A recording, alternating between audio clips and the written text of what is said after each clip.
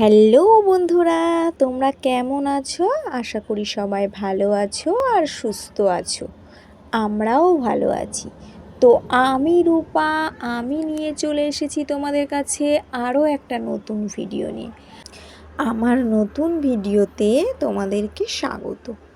তো আমি বাপের বাড়িতে এসেছি, সেখানেই বাতাবি লেবু মাখা করব। তো সেটাই তোমাদের সাথে শেয়ার করব। বাতাবি লেবু আমার খুব পছন্দের একটা ফল, যেটা খেতে আমি ভীষণ ভালোবাসি। তো তোমরা কিন্তু ভিডিওর শেষে অবশ্যই জানাবে কে কে আমার মতো বাতাবি লেবু খেতে পছন্দ করো।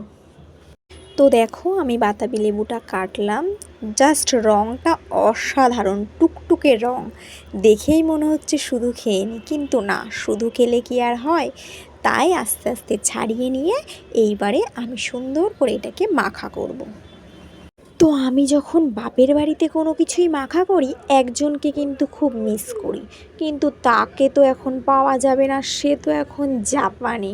এদিকে আমার ছোট্ট বোনও ক্যামেরাটা ধরে আছে, আর আমার দুই মেয়ে সাথে বোনের মেয়ে ওকে তো ডিস্টার্ব করেই যাচ্ছে।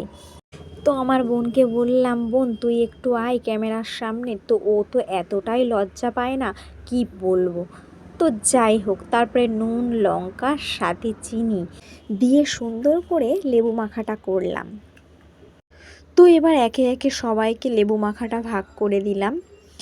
তো কি বলবো, আর যেহেতু আমি মিষ্টি বেশি খাই, তার জন্য আমি আবার একটু মিষ্টি নিয়ে নিলাম। তো এরকম টক টক ঝাল ঝাল মিষ্টি মিষ্টি সুন্দর লেবু মাখা কেই না খেতে ভালোবাসে। তো আর কিছু বলার নেই, এই ছিল আমাদের ছোট্ট ভিডিও। তো খেতে কিন্তু জাস্ট অসাধারণ ছিল। তো টাটা।